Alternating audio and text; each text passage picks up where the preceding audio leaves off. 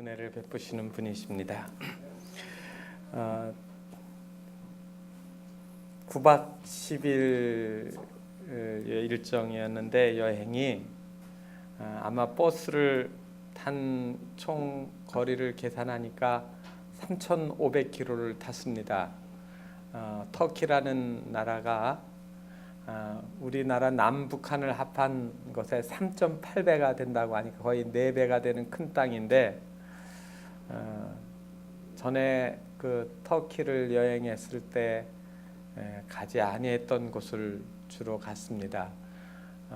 그 중에 특별히 기억에 남는 곳이 밀레도라고 하는 항구인데 사도 바울이 3차 전도 여행을 마치고 돌아갈 때 에베소 교회 장로님들을 청해 가지고 밀레도에서 만나고 헤어지는 이야기가 사도행전 20장에 나옵니다.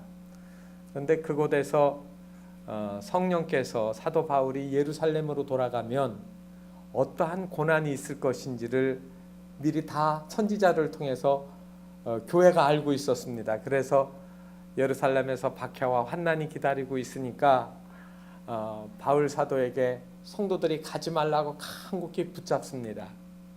그때 사도 바울이 사도행전 20장 24절에서 나의 달려갈 길과 주 예수께 받은 사명을 마치려 하면은 나의 생명조차도 조금 더 귀한 것으로 여기지 아니하노라 하는 그러한 이야기를 하고 눈물로 헤어지는 그러한 곳이 밀레도였습니다. 지금은 다 허물어진 그리고 퇴락한 항구 도시인데 그 자리에 서서 성도들의 삶이 무엇인가 그리고 나의 달려갈 길 사명이 무엇인가 하는 그러한 것들을 묵상하면서 은혜의 시간을 가졌습니다. 그리고 또 하나는 히에라폴리스라고 하는 곳인데 제가 여행을 하기 한 3개월 전에 예수님의 12 제자 중에 사도 빌립이라고 하는 사도가 있는데 그 사도 빌립의 순교지이고 그리고 거기서 무덤이 발굴됐습니다. 지진과 이런 여러 가지 재앙으로 인해서 그 무덤이 다 흙으로 덮여 있었는데 최근에 그 무덤이 발굴이 되면서 그 돌로 만든 그러한 무덤이 이렇게 발견이 되고 거기에 글귀로 빌립의 사도 빌립이 묻힌 그런 무덤인 것이 공개돼서 아주 정말 은혜롭게 복되게 제가 그곳을 봤습니다. 사도들이 박해를 받고 죽임을 당했을 때 성도들의 교회 성도들의 아픔이 얼마나 컸을까. 그렇게 존경하고 아끼던 사도가 먼저 죽음을 당한 그 앞에서 성도들이 어떤 마음을 가졌을까 하는 그런 묵상도 하고 목숨을 걸고 신앙을 지켰던 성도들의 그런 아름다운 순교의 삶을 다시 생각을 했습니다. 그리고 특별히 기억나는 곳 중에 하나가 하란 땅을 갔습니다. 거기에 가니까 욥이 온몸에 종기가 나고 괴로워서 동굴 속에 들어가서 탄식하며 지내던 그러한 동굴을 보고 또 그 옆에 욥이 사용했던 욥의 우물들을 보면서 성도들에게 닥치는 고난과 환난 시련들을 어떻게 우리가 인내로 이겨야 되는지 그리고 아브라함이 살던 그 하란이라고 하는 곳을 갔는데 하란이라고 하는 곳이 저는 그렇게 좋은 땅인지를 이전에는 몰랐습니다. 가도 몇 시간을 두세 시간을 차를 타고 가는데 평야가 마치 우리가 서해안 고속도로를 타고 가면 김제평야가 저 끝에 산이 보이는데 아예 산이 없는 평지가 푸른 초지가 그렇게 넓은 땅이 있는 거예요. 한마디로 풀이 잘 자라나고 물이 흐르는 그 복된 곳을 왜 하나님이 거기에서 아브라함을 불러내서 물도 없고 돌과 바위로 가득한 유대 광야 그 남쪽 광야 땅으로 불러내셨는지, 그래서 성도들의 고난과 어려움이 꼭 그것이 재앙이 아니라 하나님을 더 의지하게 만든다고 하면 그것이 복된 일이구나라고 하는 것들을 다시 한번 생각을 했습니다. 그리고 또 하나는 야곱이 형 에서의 눈길을 피해 가지고 하란 땅에 있는 외삼촌 라반의 집으로 왔다고 했는데 그 넓은 평지에 우물이 하나 있습니다. 바로 야곱이 와서 물을 먹이던 라반의 딸 레아와 라헬을 만난 그 야곱의 우물터를 이렇게 바라봤습니다. 얼마나 외로웠을까, 얼마나 가슴이 메어지고 답답했을까. 그런데 그 순간에도 하나님은 준비하시고 만나게 하셨던 그런 이야기들, 성경 이야기들이 그냥 볼 때마다 깊이 생각이 나서 이번 여행을 통해서 저에게도 많은 위로가 됐습니다. 어려움과 긴 시간 동안 힘들었던 것들을 다시 이렇게 회복하는 시간이 됐고 하나님의 은혜에 감사하는 시간이 됐습니다.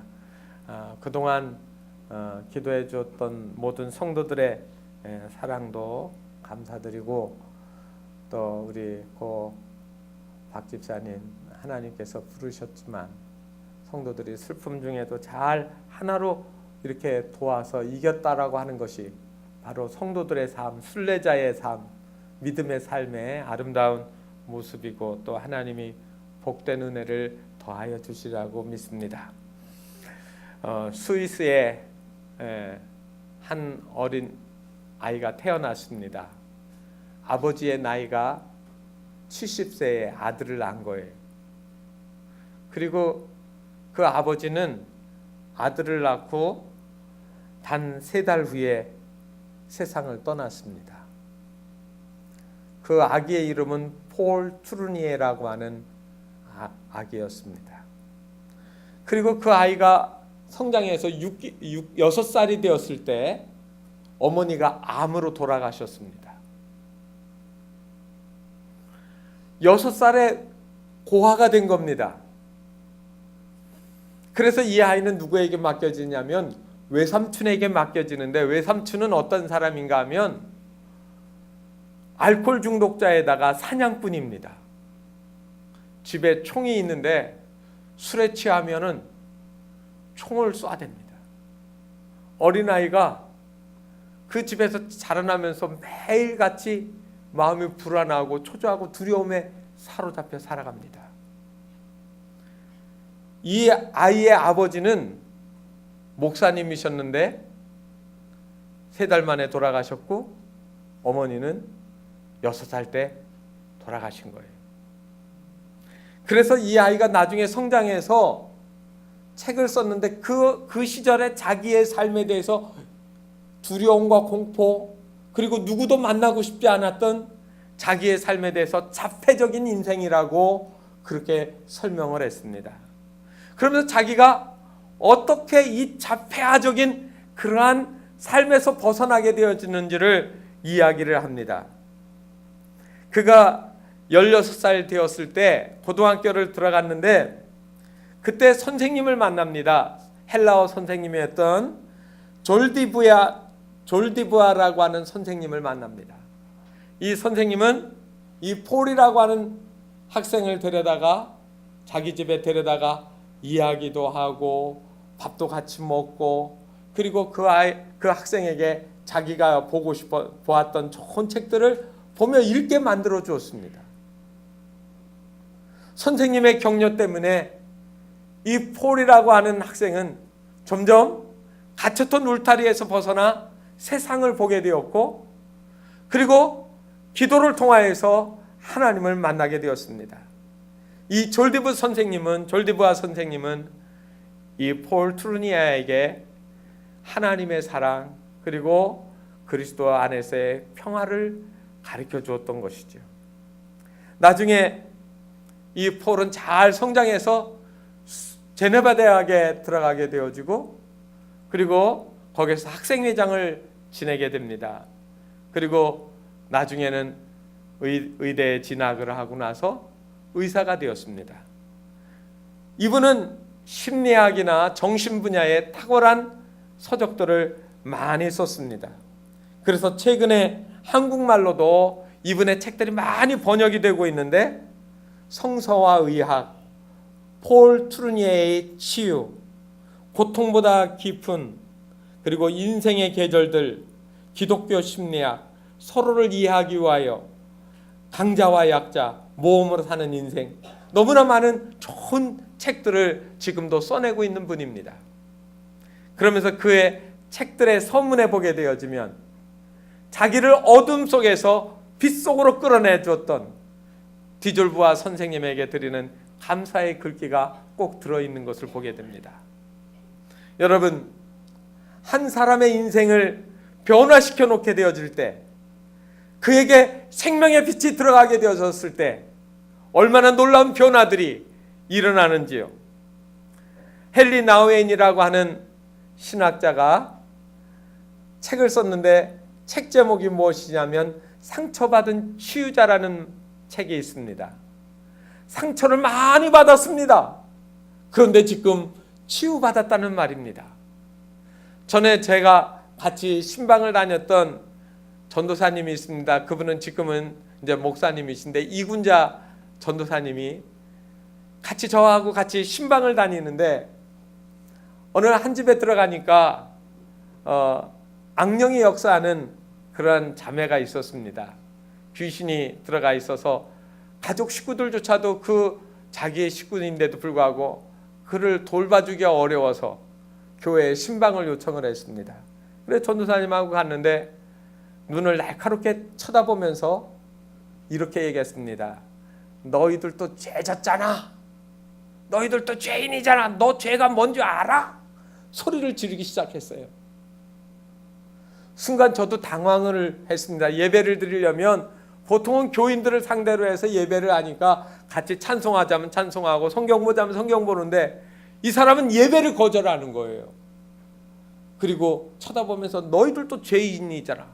내 죄가 무엇인지 내가 안다고 소리를 지르는 겁니다. 그때 그 이군자 전사님이 그분을 향해서 이렇게 얘기를 했습니다. 그분을 향해서가 아니라 그분 안에 역사하는 악한 마귀의 세력을 두고 이야기한 것이죠.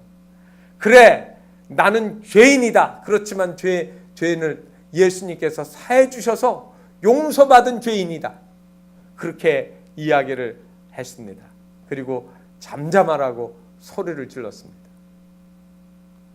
그 순간에 그 사람이 그 고개를 떨구고 조용해졌습니다. 예배를 드리면서 하나님의 은혜가 임하게 되었고, 그리고 그 이후에 그분이 치유의 과정을 겪게 되어집니다. 여러분, 이 세상 속에서 우리가 살아가는 동안에 얼마나 많은 어려움들이 우리로 하여금 낙심하게 하고, 그리고 우리를 절망에 빠뜨려 놓는지 모릅니다. 그런데 성경은 예수 그리스도를 만남으로 우리의 심령이 살아날 수 있는 것을 이야기하고 있습니다. 변화되어질 수 있는 것들을 우리에게 말씀하고 있습니다. 오늘 제가 읽은 말씀은 에스겔서 47장입니다. 에스겔서는 총 48장으로 되어 있는데, 전반부 1장부터 24장까지는 그 내용이 한마디로 이스라엘의 죄, 멸망할 수밖에 없는 그런 재앙의 원인에 대해서 이야기를 하고 있습니다. 그리고 24장부터 25장부터 48장까지는 그런 중에서도 하나님께서 이스라엘에 대한 소망, 미래의 용기, 그리고 미래의 복된 삶에 대해서 이야기를 해주고 있는 것이죠. 그러면 오늘 이 말씀을 기록한 에스겔의 이야기를 여러분 아십니까? 지금부터 약 2600년 전 남쪽 유다 왕국이 점점 멸망하고 있을 때 바벨론이란 나라가 이스라엘을 쳐들어왔습니다.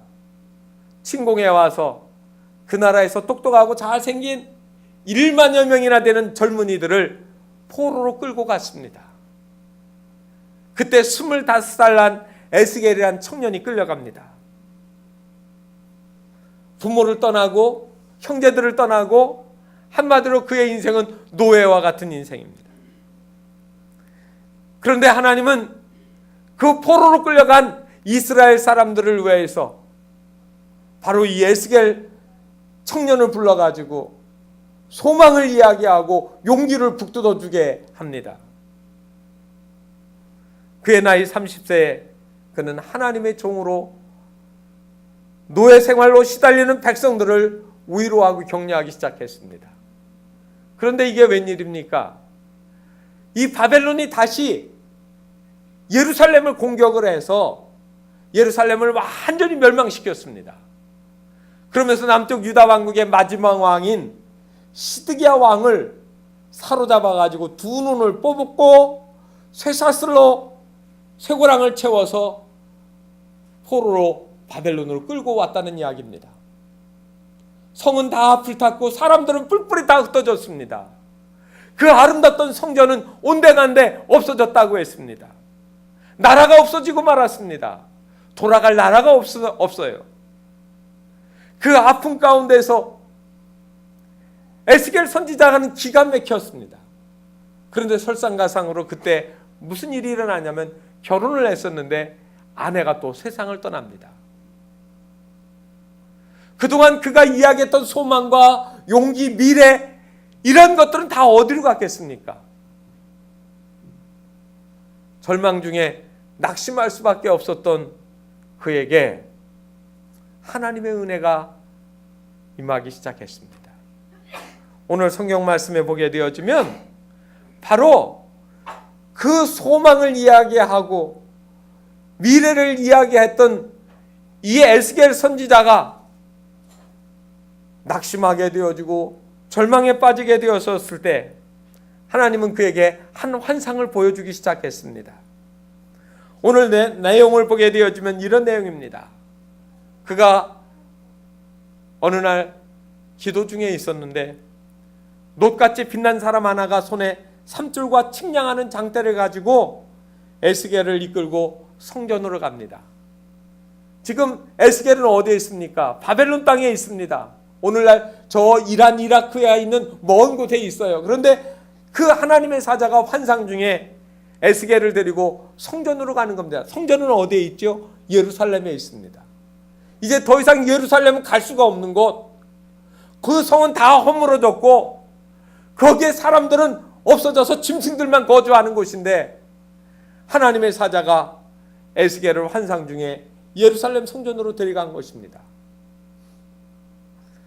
보니까 성전이 있는데 성전에 세워놓고 보니까 성전 문지방 앞에서 물이 스며나오기 시작합니다. 작은 물줄기가 비쳐서 흘러나오는 거예요.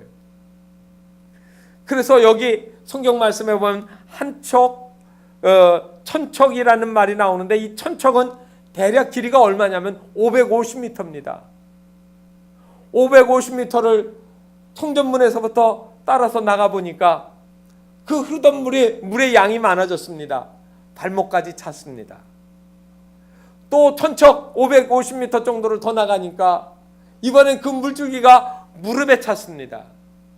그 다음에 따라가니까 허리에 찼고 그 다음에는 가슴에 찼고 그 다음에는 물이 범람해서 걸어갈 수가 없어서 헤엄을 칠 수밖에 없는 큰 물줄기를 이루고 흘러가기 시작했습니다.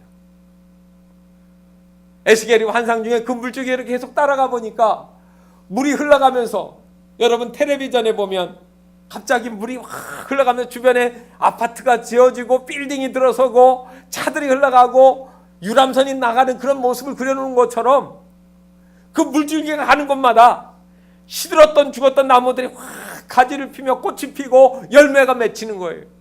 물줄기가 막 흘러가기 시작하더니 그 물줄기에 고기들이 막 떠돌아다니고요. 그리고 그 물줄기가 더 들어가더니 큰 바다로 흘러들어가는데 그 바다가 살아나고 있었습니다. 여러분, 이스라엘 예루살렘에는 강이 없습니다. 성전에서 흘러내리는 강물이 없다고요. 분명히 오늘 이 성경 말씀에 에스겔에게 주는 환상의 의미가 있습니다. 그 환상은 성전에서 나오는 물이 너의 심령과 내 나라 내 민족을 살릴 것이라고 하는 하나님의 약속입니다. 성경에 나와 있는 강물은 그러면 여러분 어떻게 이해해야 될까요?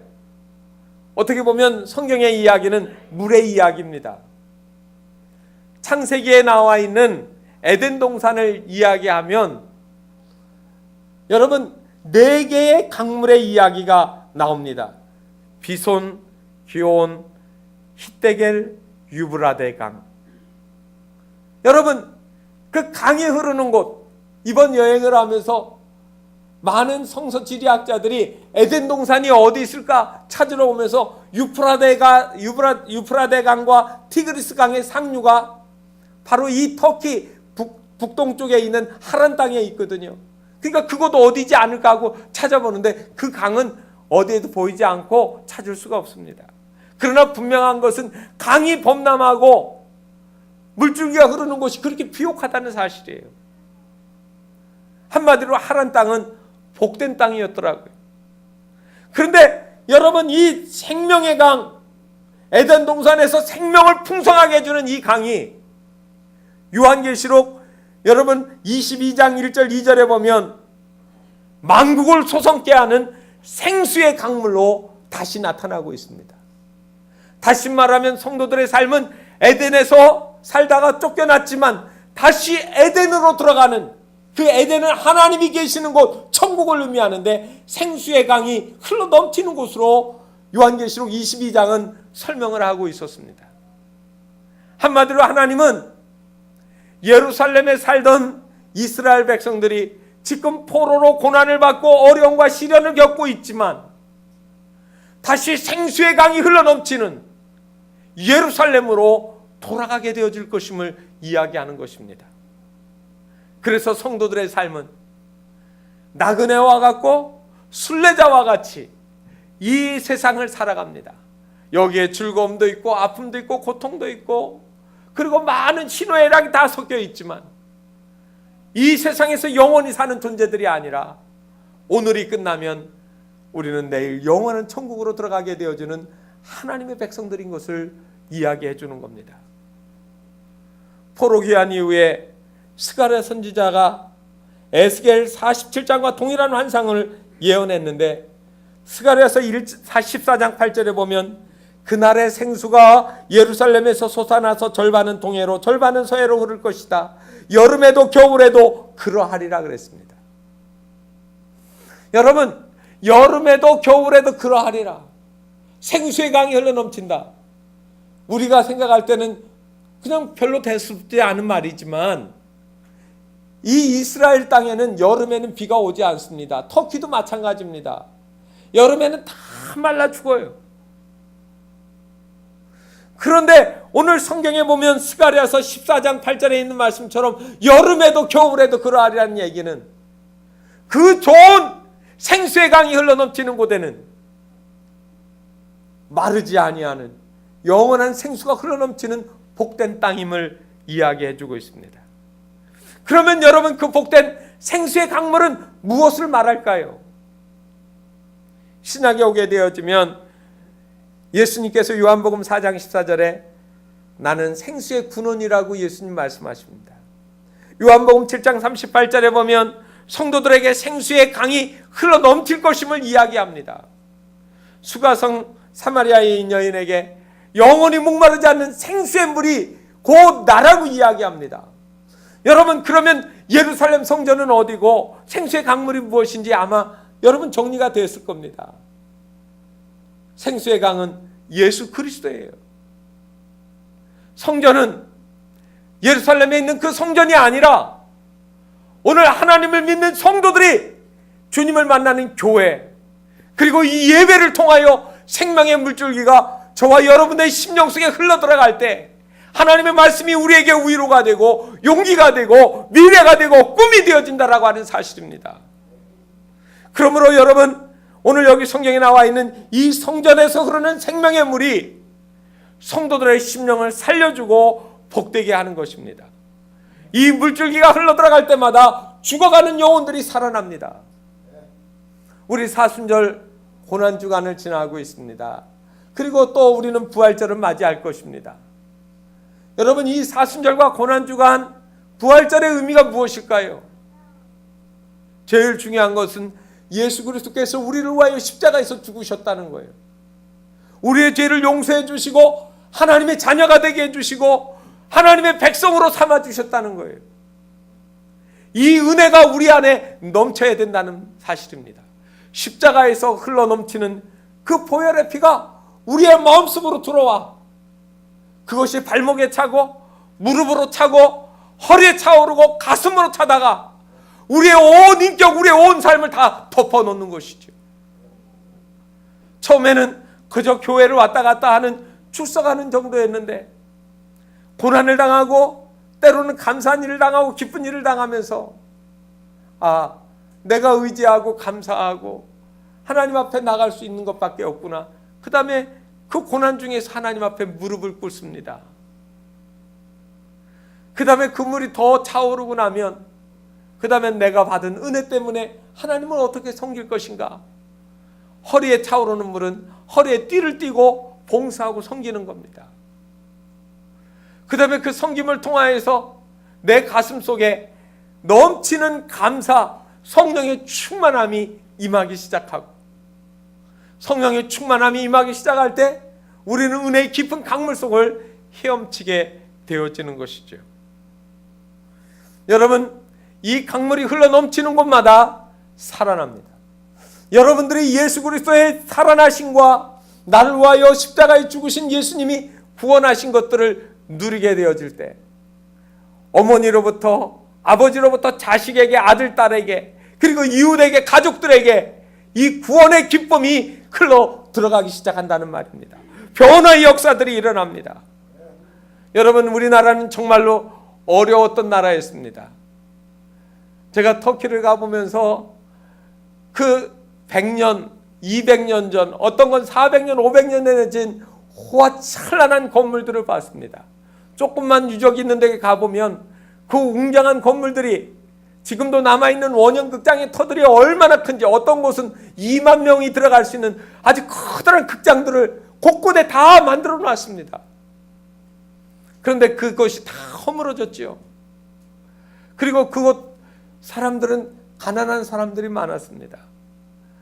인천공항을 내려서 광주로 내려오는 그 밤길에 참 감사를 많이 했습니다. 이렇게 깨끗하고 이렇게 좋은 곳이 어디 있을까? 터키를 돌아다니며 화장실 갈 때마다 둘이 1불씩 돈을 내고 화장실을 들어가면서 우리는 고속도로에서 어디에서든지 화장실 들어갈 때 돈 내고 들어간 적이 없잖아요. 이렇게 깨끗하게 잘 만들어 놓은 곳, 이런 번영을 누리는 게 얼마만인가.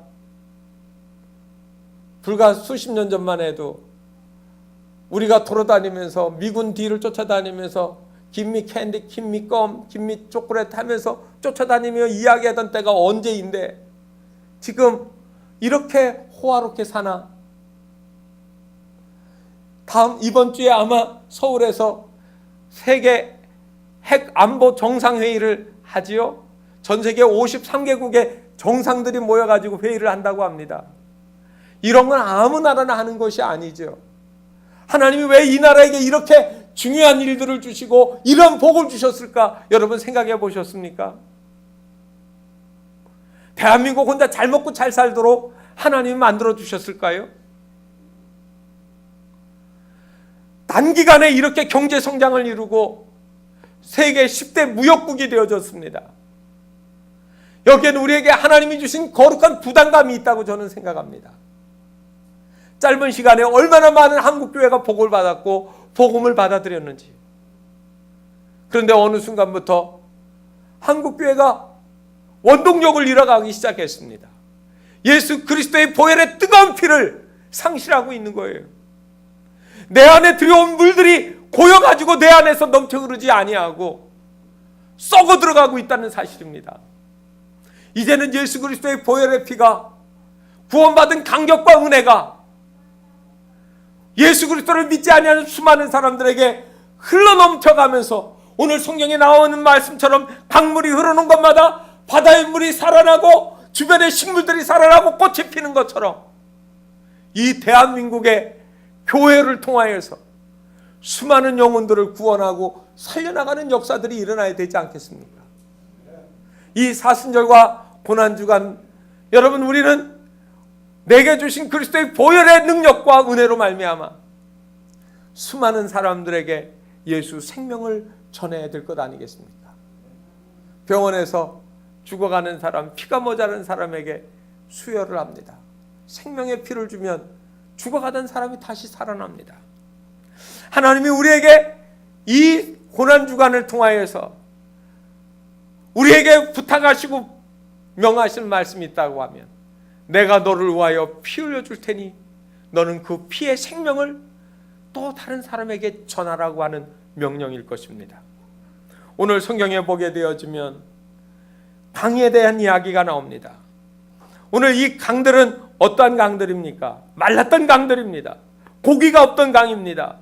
그리고 마지막에 10절에 보면 이런 말이 나옵니다. 강가에 어부가 설 것이니 엔게디에서부터 에네글라인까지라는 말을 하고 있습니다. 여러분, 엔게디는 여러분 성지 여행을 하게 되어지면 사해 옆에 있습니다. 다시 말하면 요단강이 끝나고 사해로 들어오는 물줄기 시작되어지는 옆에 바로 이 엔게디라고 하는 곳이 있습니다.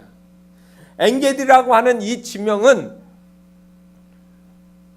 이스라엘 말인데, 히브리어인데, 히브리 말로 무슨 뜻이냐면 새끼 염소의 우물이라는 뜻입니다. 그리고 여기 나와 있는 잘 모르는 지명이지만 에네글라임이라는 말은 두 송아지의 우물이라는 뜻이 있습니다. 그런데 이 이스라엘의 단어에는 뜻도 있지만 숫자도 있습니다. 숫자. 그래서 이 이름을 보면 숫자로 바꿀 수가 있는데, 엔게디는 숫자로 바꾸면은 17이라는 단어가 나오고, 에네글라임은 153이라는 단어가 나옵니다. 그러면 엔게디가 17이고 153이 나오고 하는데 이게 무슨 뜻일까요? 이 17은 1에서부터 17까지 더하면 총 합계가 얼마 나오냐면 153이 나옵니다. 여러분, 생각나는 게 있지 않습니까? 베드로가 예수님 부활하신 후에 갈릴리에 가서 나도 고기 잡으러 가겠다. 그리고 갔습니다. 가서 고기를 잡는데 밤새 고기를 잡아도 한 마리도 못 잡았습니다. 그런데 새벽녘에 예수님이 오셔서 배를 반대편 오른쪽으로 그물을 던지라 했더니 고기가 잡혔는데 너무 많이 잡혀서 들 수가 없어요. 나중에 끌어다 놓고 그 고기를 세어보니까 몇 마리냐면 153마리예요. 이 153마리에 무슨 특별한 의미가 있느냐 이 말입니다. 여러분, 거기에 나와 있는 말은 이 생수의 강물이, 다시 말하면 죽어가는 영혼들에게 살리는 이 생명의 물들이 수많은 영혼을 살리게 되어지는 복음의 역사들을 이야기하는 겁니다. 엔게디에 있는 우물, 에네글라임에 있는 두 송아지의 우물을 통하여 솟아나오는 물처럼 생수의 근원이 되어지고, 이 근원이 수많은 사람들에게 공급되어졌을 때 153마리 만국이 소성하게 되어지고 살아나는 거예요. 2012년 부활절을 앞에 두고 여러분 마음속에 가라앉아 있습니까? 직장에서, 가정에서, 자녀들 문제로, 그리고 주변에 많은 복잡한 것 때문에 내 심령이 썩어져 가고 죽어가고 있습니까? 예수 그리스도의 생명의 물이 여러분 마음속으로 흘러넘쳐서 생명의 역사로 변화되어지는 축복의 일들이 일어날 수 있기를 주님의 이름으로 축원합니다. 이 축복이 나와 내 이웃들, 그리고 내 모든 만나는 사람들에게 구원의 기쁨과 소성하는 놀라운 역사로 변화되어질 수 있기를 주님의 이름으로 축원하며 성도들의 삶에 새로운 변화가 있어지기를 주님의 이름으로 축원합니다. 기도하겠습니다. 하나님 아버지, 성전 문지방에서 흘러나오는 물이 발목을, 그리고 무릎을, 허리를, 가슴을, 그리고 온몸을 담글 수 있는 큰 물줄기가 되어 주변의 강들을 살리고 물고기가 뛰어놀고 꽃들이 피고 나무들이 열매를 맺는 것처럼, 죽어가는 사해바다가 살아나는 것처럼 하나님 아버지, 우리의 심령들이 메마르고 건조하고 낙심하고 절망했던 저희들의 삶에 생명의 놀라운 역사들이 다시 일어날 수 있도록 은혜를 내려 주옵소서. 낙심하여 슬픔 중에 있는 이들, 아픔으로 인하여 고통 중에 있는 이들, 주님, 이 시간 십자가에서 흘려주신 그리스도의 생명의 피가 저들을 적셔주셔서 고침받게 하시고 새 힘과 용기를 얻게 하시고 변화의 축복의 새로운 역사들이 일어날 수 있도록 은혜 베풀어 주시옵소서.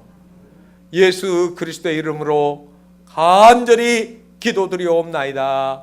아멘.